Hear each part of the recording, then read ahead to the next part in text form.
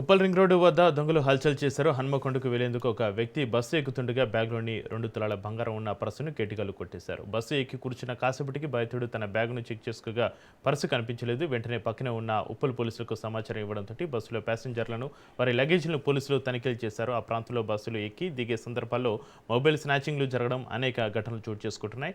పైగా పక్కనే Uppal police station ఉన్నా కూడా దొంగల దోపిడీ అరికట్టలేకపోతున్నారంటూ పలువురు ఆరోపిస్తున్నారు. సార్ ఎక్కడ బాగింది ఒకసారి బస్ వచ్చింది పోదంతా మనకి చూసి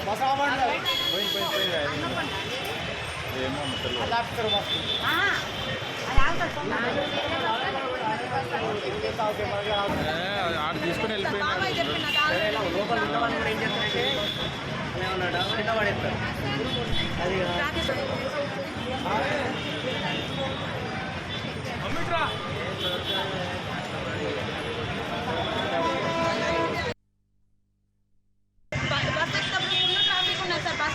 బస్సు వెళ్తానే ఎక్కుతాను.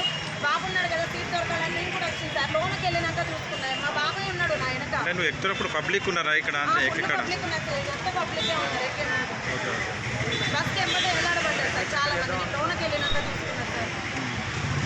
సార్ ఎట్లయినా మాకు